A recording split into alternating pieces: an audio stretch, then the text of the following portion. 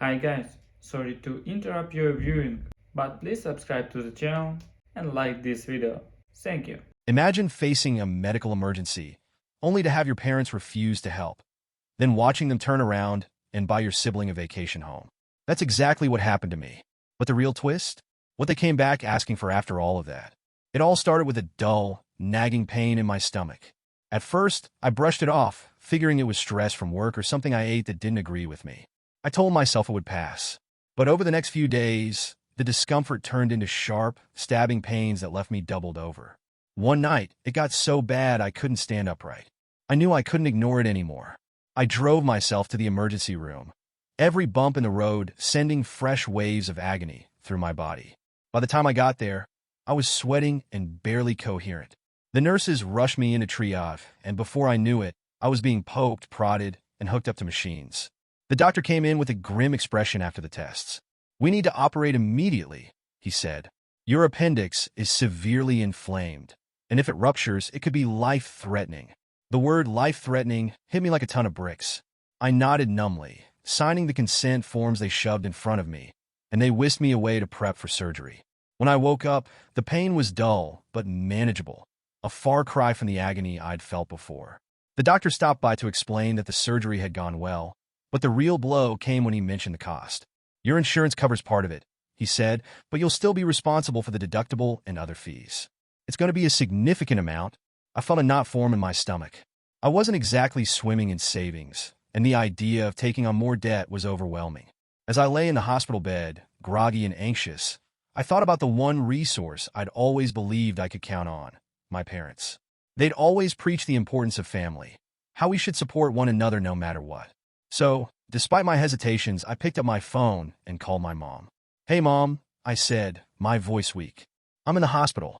I had to have emergency surgery," and my voice trailed off as I tried to gather the courage to ask for help. "The bills are going to be pretty high. I could really use some support right now." There was a pause on the other end of the line before she sighed. "Oh, honey, that sounds awful. But you're an adult now. These are the kinds of things you have to learn to handle on your own." I blinked, unsure if I'd heard her correctly. "Mom, this isn't a minor inconvenience," I said, my frustration bubbling up. "I'm facing thousands of dollars in medical debt. I don't have that kind of money." Her tone remained calm, but dismissive. "We got a lot on our plate right now. You're Dad, and I can't just drop everything to bail you out." I felt a lump rise in my throat. "Bail me out? I'm not asking for a handout. I'm asking for help, because I thought I could count on you." My dad chimed in at that point, his voice gruff. "We've got other financial commitments right now. You'll figure it out. You're resourceful." I hung up the phone, stunned. Their reaction felt like a slap in the face. Growing up, they'd always talked about how family was supposed to be there for each other, no matter what. But when I needed them the most, they brushed me off like I was just another problem they didn't want to deal with. As I lay there in the sterile hospital room, the fluorescent lights flickering overhead, I couldn't shake the overwhelming sense of betrayal. I had no idea how I was going to tackle the mountain of bills headed my way, but one thing was painfully clear. I was on my own. That was the moment I realized that all those years of hearing "family comes first" were just words. And now those words felt hollow. I spent most of that day replaying the conversation with my parents in my head, hoping I'd misunderstood or missed something. Maybe I'd caught them at a bad time, or they hadn't realized the severity of the situation. Surely, once they had a chance to think it over, they'd reconsider. But when I called my mom the next day, the response was the same, if not colder. "Mom, I really need your help," I said, trying to keep the desperation out of my voice. "This isn't about learning to handle things on my own. I'm in over my head." She let out a long sigh, the kind she used to give me when I'd forgotten to clean my room as a teenager. "I get it, honey, but we just can't take on something like this right now. Your dad and I are stretched thin." "Stretched thin?" I repeated, my voice rising. "Mom, I'm not asking for a luxury. This is my health. If I don't pay these bills, it's going to destroy my credit, or worse." She paused, but only for a moment. "You're an adult now. You need to start making these decisions and dealing with the consequences on your own." The words hit me like a brick. This wasn't the mom who used to patch me up after I scraped my knee or stay up all night when I had a fever. This was someone who had already decided my problems weren't hers to solve. "Fine," I said, my voice shaking with a mix of anger and hurt. "Let me talk to Dad. Maybe he'll actually listen." When he picked up, his tone was no warmer. "Your mom already told you. We've got other financial commitments," he said flatly. What commitments? I snapped. What could possibly be more important than helping your child during a medical emergency? That's none of your business, he said, his voice hardening. You're not a kid anymore. You need to stop expecting us to swoop in and fix everything for you. I was stunned into silence. For years, they'd hammered the importance of family into me. Family comes first, they'd say, usually as a way of guilt-tripping me into attending some distant cousin's birthday party or helping out with their projects around the house. Now, when it actually mattered, that principle seemed to vanish. For days after, I avoided calling them. I wasn't sure what hurt more, the fact that they'd refused to help or the dismissive way they'd done it. I started crunching numbers, trying to figure out how I was going to pay off the thousands of dollars in medical bills looming over me. My insurance covered part of the surgery, but the rest of the costs were staggering. Between the deductible, the hospital stay, and follow-up appointments, I was looking at an amount that dwarfed anything I'd saved. I reached out to a few friends, embarrassed but desperate. Some pitched in what they could, others offered advice about payment plans or charity programs. Their kindness was overwhelming, but it also made the sting of my parents' refusal that much sharper. If my friends, people who didn't owe me anything, could step up, why couldn't my own family? A few weeks later, I decided to confront them in person. I wasn't looking for a fight. I just needed answers. When I showed up at their house, my mom greeted me like everything was fine. She handed me a cup of tea and started talking about the new neighbors as if we were catching up on casual gossip. Mom, I interrupted, setting the cup down. We need to talk about the medical bills. Her smile faded, and she shifted uncomfortably in her chair. I thought we already discussed this, she said. We can't help you right now. Why not? I asked, my voice steady but firm. What are these commitments you keep talking about? She glanced at my dad, who was sitting across the room pretending to read the newspaper. He folded it neatly and looked up. We've been saving for other things, he said vaguely. Ryan's kids need tuition for private school, and we're helping him with some home renovations. I stared at him, stunned. So, you can help Ryan remodel his kitchen, but you can't help me stay out of medical debt? That's not fair, my mom said quickly. Ryan has a family to think about. He needs the support, and I don't. I shot back. I guess I don't matter as much because I don't have kids or a house to renovate. It's not like that, she said, but the guilt on her face told me otherwise. I left their house that day angrier than I'd ever been. The favoritism had always been there, lurking under the surface, but I'd ignored it for years. This was different. They didn't see me as an equal. They saw me as the one who didn't need their help, the one who could figure things out on their own while they funneled their energy and resources into Ryan's life. For the first time, I wondered if I'd been wrong to believe they'd always have my back. Maybe they never did. As I drove home, the knot in my stomach tightened. I wasn't just angry, I was hurt, and I wasn't sure I'd ever be able to look at them the same way again. A few weeks after my surgery, I was still adjusting to the physical and emotional weight of what had happened. Recovery wasn't easy. There were follow-up appointments, medication schedules, and a nagging pain in my abdomen that reminded me how fragile things had become. Financially, the pressure was suffocating. Every time I opened my mailbox, there seemed to be another bill waiting for me. One evening, my parents invited me over for dinner. I hesitated at first, still raw from their refusal to help with my medical expenses, but a part of me hoped this might be their way of making amends. Maybe they'd finally see how much I was struggling and offer some support. Dinner started off uneventfully with the usual small talk about work, the weather, and neighborhood gossip. But then Ryan, my older brother and the golden child of the family, strolled in late, his voice booming as he greeted everyone. Sorry I'm late, he said, plopping down at the table. I was at the new place finalizing some details. My ears perked up. New place? I asked, glancing at him. Ryan grinned, a smug look spreading across his face. Oh yeah, didn't they tell you? Mom and Dad bought us a vacation home by the lake. For a moment, I thought he was joking. I glanced at my parents, waiting for them to laugh or clarify, but they didn't. My mom gave a small, almost embarrassed smile, while my dad focused on cutting his steak. You bought him a vacation home? I asked, my voice barely above a whisper. Ryan, oblivious to the tension in the room, nodded enthusiastically. It's perfect. The kids will love it. And, with everything going on, it's nice to have a place to get away. I felt like the air had been sucked out of the room. My appetite vanished as the realization hit me. While I was drowning in medical debt, they were buying Ryan a house. A vacation home. I couldn't keep quiet. Are you serious? I said, my voice trembling with a mix of disbelief and anger. You told me you couldn't help with my medical bills because you had other financial commitments. This is what you meant? My mom's smile faltered, and she exchanged a quick glance with my dad. "It's not what you think," she said, her tone defensive. "Really?" I shot back. "Because it looks a lot like you decided Ryan's vacation home was more important than my health." "It's an investment," my mom said, as if that explained everything. "The property will appreciate over time, and it's something Ryan's family can use. He has a lot on his plate with the kids and everything. And I don't." I countered. "I just had emergency surgery. I'm buried in medical debt. But I guess that doesn't matter because Ryan's kids need a weekend getaway."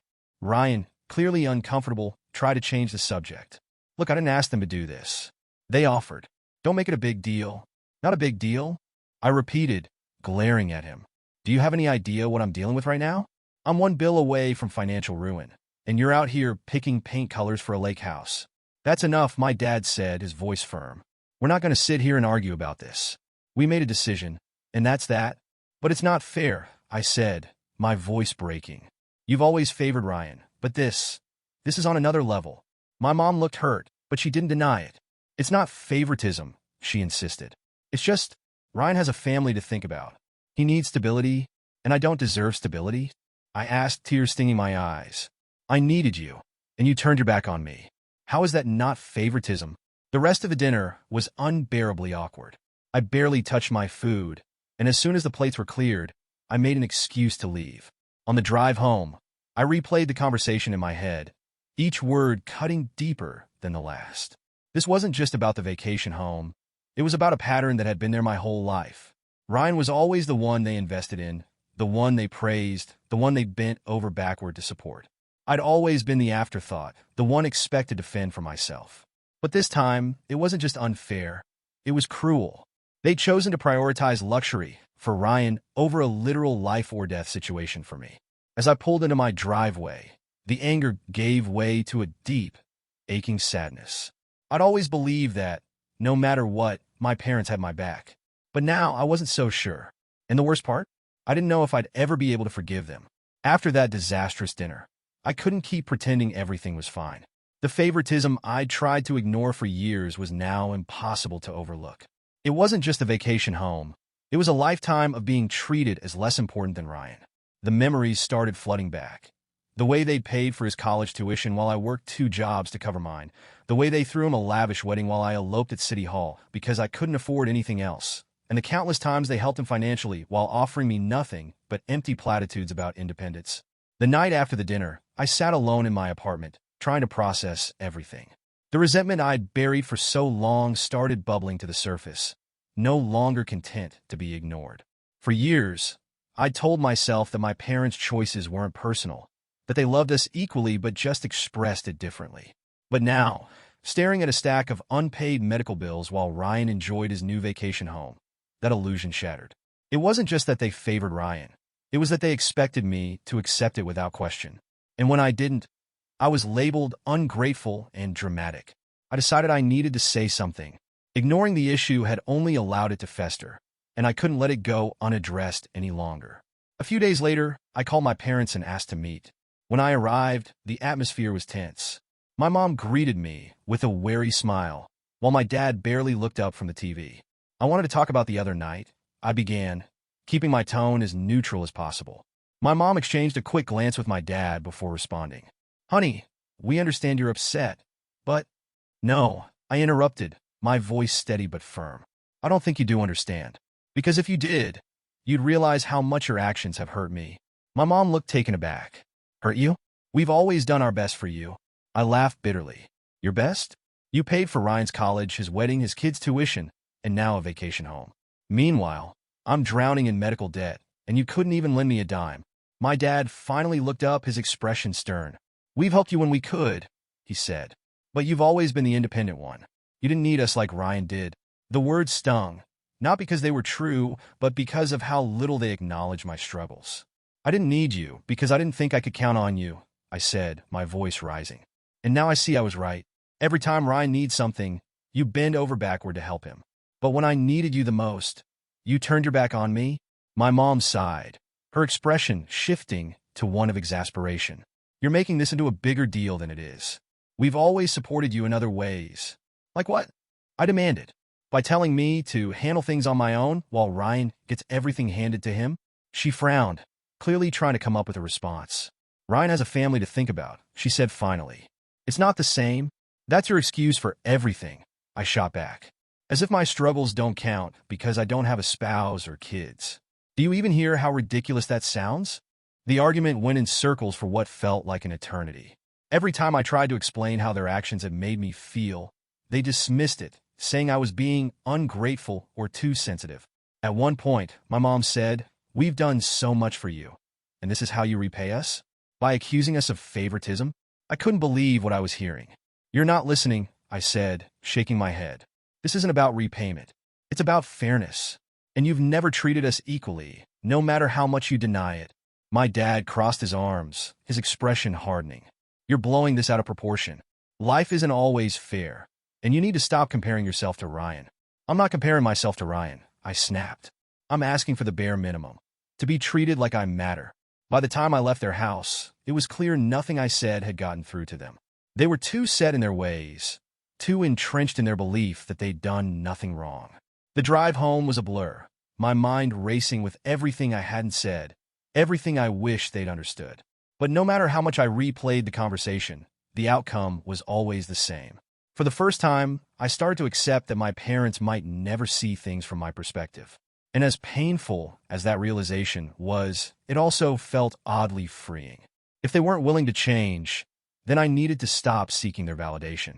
That conversation marked a turning point in our relationship. I began to distance myself, not out of spite, but out of self-preservation. I couldn't keep setting myself on fire to keep them warm. They'd made their choices. Now it was time for me to make mine. After that final argument with my parents, I realized I couldn't keep subjecting myself to their dismissiveness. I tried to explain how their favoritism had hurt me, but they weren't willing to hear it. Their version of family was conditional, centered around Ryan and his needs, while I was expected to fend for myself. It wasn't an easy decision, but I decided to pull back. For years, I'd swallowed my resentment to maintain peace, but I couldn't do it anymore. I stopped calling as often and declined their invitations to family dinners. At first, the distance felt like a gaping wound, but over time, it became a source of relief. Instead of dwelling on what I wasn't getting from my parents, I turned my attention to what I could control, rebuilding my life. I started by tackling my medical debt head-on. I picked up extra shifts at work, sometimes working 6 days a week to chip away at the mountain of bills. It was grueling, both physically and mentally, but it also gave me a sense of agency. There were nights when I'd come home so exhausted that I barely made it through the door before collapsing onto the couch. But those moments of weariness were tempered by small victories, knowing I'd paid off another bill or negotiated a lower payment plan. At first, it felt like I was climbing an impossible hill, but little by little, the weight began to lighten. With each payment, I felt a growing sense of accomplishment, like I was taking back control of a situation that had once seemed hopeless. Through it all, my friends became my lifeline. They didn't just offer support, they showed up in ways I never expected. When I first told them about the financial burden I was carrying, they didn't hesitate to step in. One of my closest friends, Jess, organized a small fundraiser to help with my expenses. She didn't even ask me, she just did it. "I know you'd never ask for this," she said when she told me about it. "But you've always been there for the rest of us, and now it's our turn to be there for you." I was overwhelmed by the generosity of people I hadn't spoken to in years. Former coworkers, old classmates, even neighbors from my childhood donated what they could. It wasn't enough to wipe out the debt entirely, but it made a significant dent. And more importantly, it reminded me that there were people who cared. Beyond the financial help, my friends offered something even more valuable: emotional support. They checked in on me constantly, making sure I wasn't drowning under the weight of everything. "Hey, just wanted to see how you're doing," a text from my friend Mark would read. Or, "Dinner at my place tonight." No excuses. At first, I felt guilty accepting their help. I was so used to handling everything on my own that it felt strange to let others take some of the burden. But over time, I began to understand that accepting help didn't make me weak. It made me human. Their kindness also put my parents' behavior into stark contrast. These were people who had no obligation to help me, yet they showed up time and time again. Meanwhile, my own family, the ones who were supposed to be my safety net, had let me fall. One evening, after a particularly long shift, I sat on my couch scrolling through photos from the fundraiser Jess had organized. There were pictures of people I hadn't seen in years holding signs that said, "We love you, and you've got this." I felt a lump rise in my throat, not from sadness but from gratitude. For so long, I'd equated family with the people I shared blood with. But now I realized it was so much more than that. Family was Jess, who had rallied an entire community on my behalf. It was Mark, who always made sure I had a warm meal waiting when I was too tired to cook. It was the countless people who had reached out with messages of encouragement and support. Family, I realized, wasn't about obligation. It was about love. As the months went on, I began to feel like myself again. The debt wasn't gone, but it was manageable. My physical recovery was progressing, and I was even finding time to enjoy the little things again, reading a book on a lazy Sunday, taking a walk in the park, laughing with friends over drinks. The distance from my parents, while painful at first, became a gift. It allowed me to focus on the people and things that truly mattered, rather than wasting my energy chasing validation from people who refused to give it. It wasn't that I didn't miss them, I did, but I also knew that I couldn't go back to the way things were. This was my turning point, learning to prioritize myself, leaning on the people who truly cared, and letting go of the weight I'd carried for far too long. And for the first time in years, I felt free. Months had passed since I'd taken a step back from my parents, and in that time, the distance had done me good.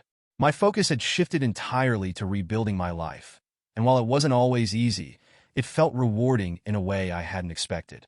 The less I relied on their approval, the more I realized how capable I was of standing on my own. That's why, when my mom called one afternoon, her voice unusually subdued, I wasn't sure how to feel. "We need to talk," she said, skipping the usual pleasantries. "Can you come over tomorrow? It's important." Something in her tone put me on edge. For a moment, I debated refusing, but curiosity got the better of me. "Okay," I said cautiously. "I'll be there." The next day, I sat across from my parents in their living room, the tension palpable.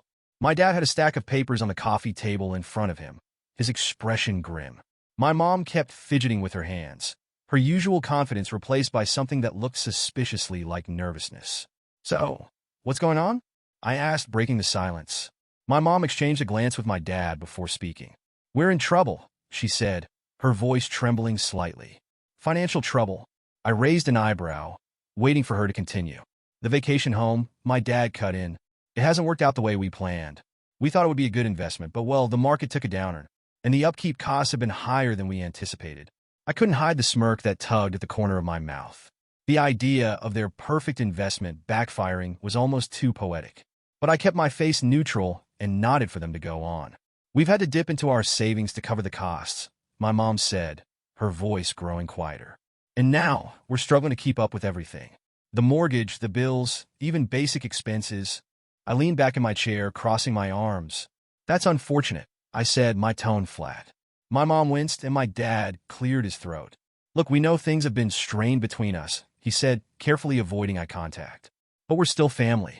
And right now, we could really use your help." It took me a second to process what he was saying. "Help?" I repeated, narrowing my eyes. My mom nodded, leaning forward slightly. "We know you've been doing well lately, and we thought maybe you could loan us some money to get back on our feet." I stared at her, stunned. After everything they'd put me through, they were coming to me for a loan? "Let me get this straight," I said, my voice laced with disbelief. "You refused to help me when I was drowning in medical debt. You told me to handle it on my own. But now that you're in trouble, you expect me to bail you out?" "It's not like that," my mom said quickly. "We didn't mean to turn you away back then. We had a lot going on." "A lot going on," I echoed bitterly. "Yeah, like buying Ryan a vacation home." My dad's jaw tightened. "We thought it was a good decision at the time," he said. "And we've admitted we made mistakes. But this isn't the time to hold grudges. We need to stick together as a family." I let out a hollow laugh. "Family? You got a funny way of defining that. Or is all this talk about family when I needed you? Or does family only count when it's convenient for you?" My mom's eyes filled with tears. "We know we hurt you," she said softly. "And we're sorry. But we're asking for your help now, because we don't know what else to do. Please, we're desperate."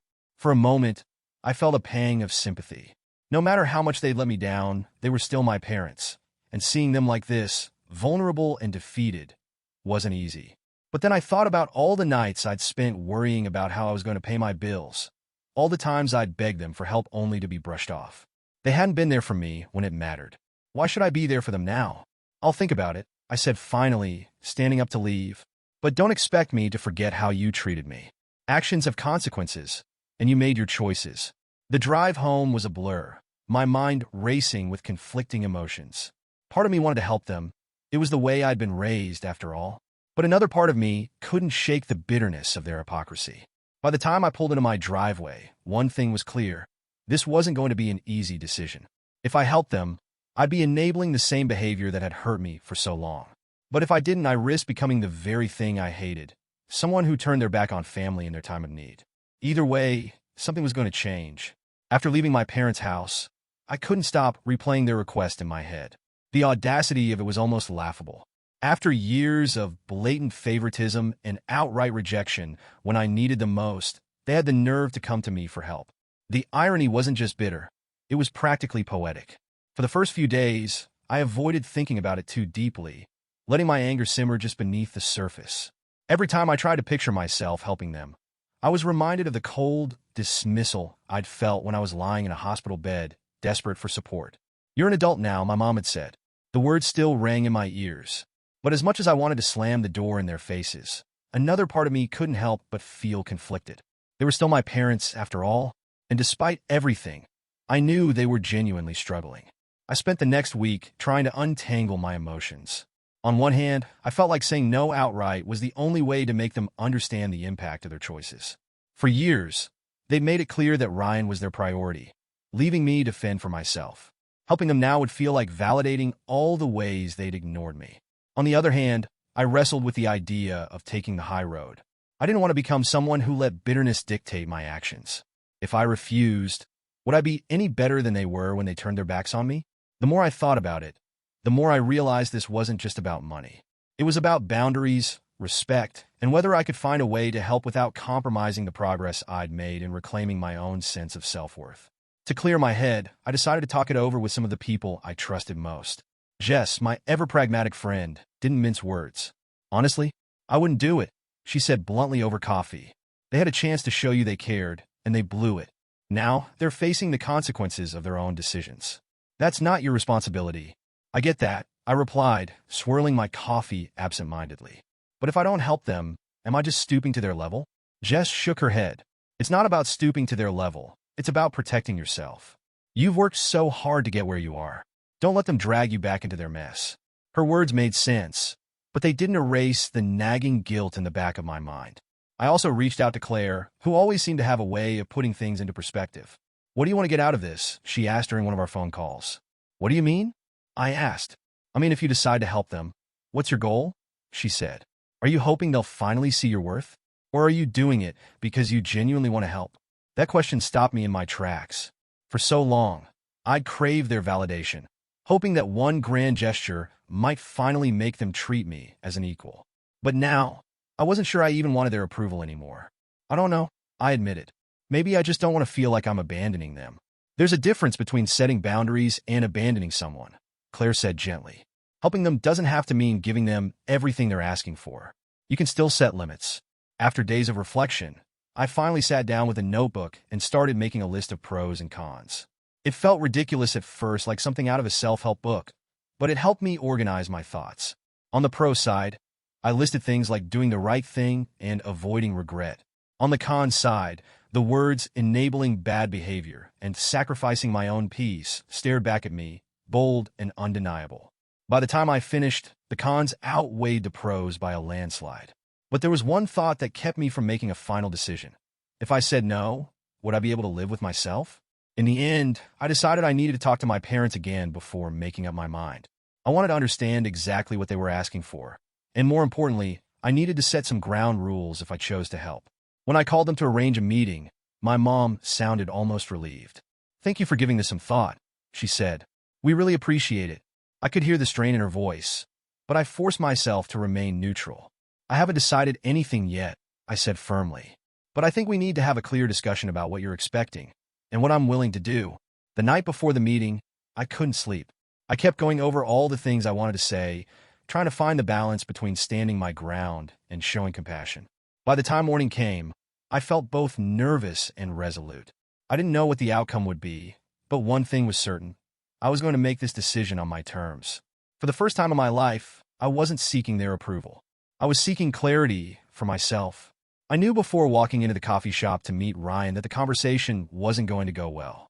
He'd always had a knack for deflecting blame, spinning situations to make himself look like the victim, or worse, the hero. Still, I couldn't avoid talking to him forever. After all, he was the centerpiece of my parents' latest drama, and I needed to understand his perspective, if only to solidify my own. Ryan was already seated when I arrived, sipping from a steaming mug like he didn't have a care in the world. The sight of him, relaxed and smug as always, immediately set my nerves on edge. "Hey, finally decided to face the music, huh?" he said with a smirk as I sat down across from him. I ignored his jab, getting straight to the point. "Mom and Dad told me about their financial problems," I said evenly. "And about the vacation home?" Ryan shrugged like it was no big deal. "Yeah, it's been tough for them. They're not as young as they used to be, you know." I clenched my jaw, willing myself to stay calm. "Tough for them? Ryan, they bought you a vacation home. How exactly is that my problem?" Ryan's smirk faded, replaced by a defensive scowl. "Look, it's not like I forced them to buy it," he said. "They offered.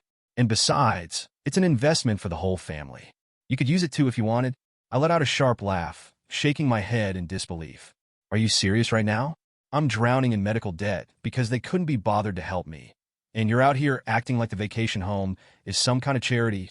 His face reddened, but he kept his composure. "That's not fair," he said. "They've helped you plenty over the years."